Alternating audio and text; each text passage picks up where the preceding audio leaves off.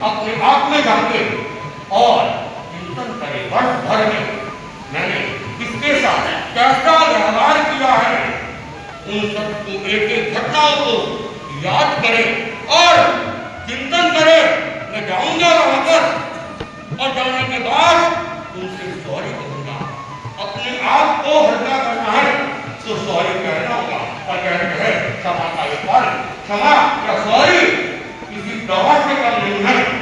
जब आपके भीतर में वो क्षमा की भावना जागृत हो जाएगी, माफी मांगने की भावना जागृत हो जाएगी, आप अपने आप को उसी समय पर हल्का महसूस करेंगे। इसलिए हम क्षमा के महत्व को समझने का प्रयास करें, क्योंकि वर्ष भर हमने एक ही काम किया, नींबू का काम किया है। प्रत्येक के जीवन में हमने खटास घोलने का काम किया है। खटास को हमने घोल दी, उस खटास को निकालना अब हमारे हाथ की बात नहीं है, लेकिन हम इतना तो कर सकते हैं कि जो नींबू की खटास हमने घोली है उसमें थोड़ी सी शक्कर की मिठास घोल दे, ताकि वो खटास नहीं रहे और स्वादिष्ट शिकंजी बन जाए। स्वादिष्ट शिकंजी बनाने का नाम ही है क्षमा का यह पर्व। इस पर्व को हम भगवान महावीर से हम प्रेरणा लें, वासुदेव कृष्ण से हम प्रेरणा लें। श्री कृष्ण की तरह का पुरुष के महान पुरुष है वासुदेव कृष्ण, उनका जीवन हमें प्रेरणा देती है, शिक्षा देती है। वासुदेव अपने भक्तों को कहते हैं कि मैंने शिशुपाल की निंदा में, और कंपनी में दो मान लो दो व्यक्ति हैं, दो पार्टनर हैं या दो जोड़ी, और उन दोनों में विरोध हुआ। एक ने प्रस्ताव रखा कि ऐसा करना है, दूसरे ने विरोध किया ऐसा नहीं करना। क्लियर था? उसका विरोध किस कारण था? क्योंकि प्रस्ताव उसका था। उदाहरण के लिए जैसे इसका प्रस्ताव था कि 5 मंजिला बिल्डिंग बनानी है, इसने विरोध किया नहीं बनानी, बल्कि इसके स्थान पर 7 मंजिला बिल्डिंग बनानी। इसने कहा 5, इसने कहा 7। इसने सोचा कि उसने 7 कहा है तो अगले मीटिंग में मैं 7 का प्रस्ताव रखूंगा। होगा ये कि 7 का प्रस्ताव रखूंगा मैं, मगर है प्रस्ताव किसका? उसका। वो विरोध कर नहीं पाए। विरोध कैसे करेगा? क्योंकि उसने दूसरे कहा। तो दूसरी मीटिंग में इसने कहा कि 7 मंजिली बिल्डिंग बनाई जाए, उसने कहा हरगिज नहीं, 5 मंजिली बिल्डिंग बनाई जाए। भैया ऐसा किस कारण? तूने कहा इसलिए, मुझे 5 से मतलब है, 7 से मतलब है, मुझे केवल और केवल तेरे से ये भाव पैदा कर जाता है, एक अलगाव है। और जब विरोध मजबूत होता है तब वही विरोध विग्रह को जन्म देता है। विग्रह यानी फिर लड़ाई से, विग्रह द्वंद्व पैदा होता है, लड़ाई पैदा होता है, युद्ध होता है, बातें पैदा होती है, समाज में बातें करते हैं। फिर भाई हो, अभी भाई के उदाहरण सुनाए, और भाई के उदाहरण तो अगर आप सुनो, मैंने कितने ऐसे भाई देखे, सबके तो भाई देखे। निमित्त विग्रह का, वातावरण विग्रह का, विरोध का।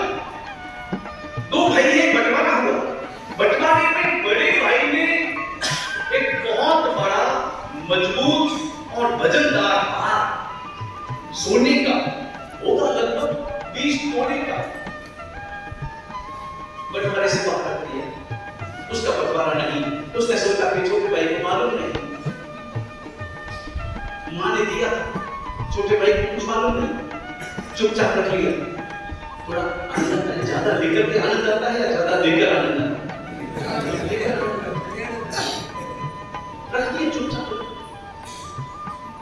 बंटवारा हो गया, भाई ने कहा हो गया बंटवारा। फिर कभी किसी संत के पास वो गया था, बड़ा भाई, और उनकी निष्ठा सुनी थी, और उसे लगा कि मैंने ये पाप किया और इस पाप का परिणाम कितना खतरनाक होगा। उसने छोटे भाई को बुलाया और बुला करके डिब्बा सामने रखा और छोटे भाई से कहा, भैया मैं तुझे एक बात कहना चाहता हूँ, बात देने से पहले माफी मांगना चाहता हूँ, और मैं तुम्हें कहना चाहता चाहता हूं कि बंटवारा जब हो रहा था तो एक हार का बंटवारा मैंने नहीं किया, तुम्हें मालूम नहीं। और तब छोटा भाई बोला, कुछ बड़े भैया मुझे मालूम था कि ये हार आपके पास में है, फिर भी तुमने कुछ कहा नहीं। ये आज का वातावरण। और एक बात बताऊं, वो जो छोटा भाई था वो कहां का रहने वाला था? बड़े भाई के लिए मैं नहीं किया, लेकिन छोटे भाई के लिए किया। अब इसलिए कह रहा हूं कि हमें वैसा होना है। छोटे भाई ने कहा मुझे मालूम कि वो हार आपके पास में था, तो तुमने कहा क्यों नहीं? आजकल तो एक इंच जगह के लिए व्यक्ति कोर्ट में चला जाता है, छोटी छोटी बातों के लिए व्यक्ति लड़ाई कर बैठता है,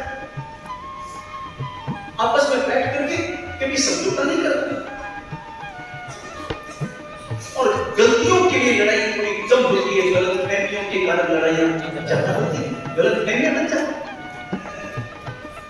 छोटे भाई ने कहा, मैं एक छोटे से हार के लिए अपने पिता समान बड़े भाई के सामने मैं बोलता, बड़े भाई को नीचा दिखाने का प्रयास करता।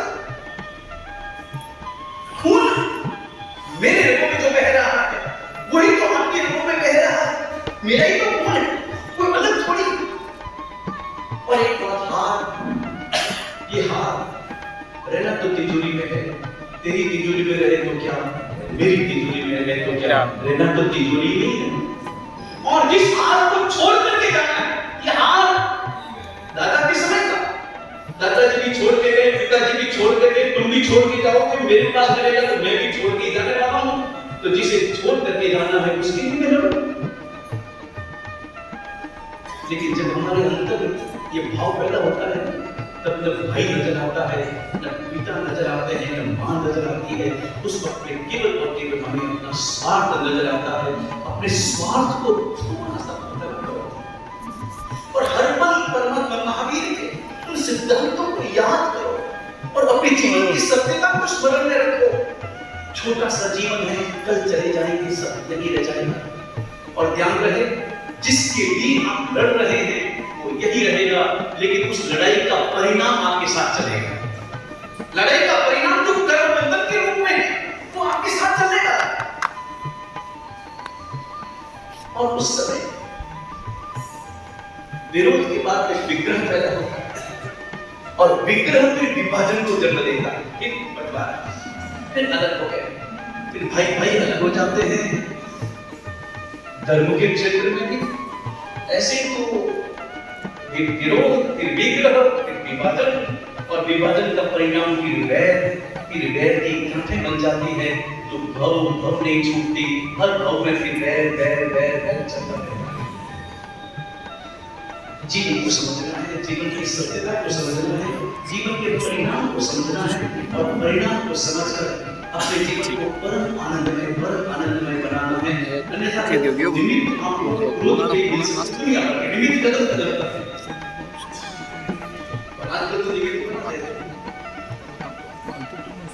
जटाशंकर भोजन कर रहा था, शादी हुई थी नहीं,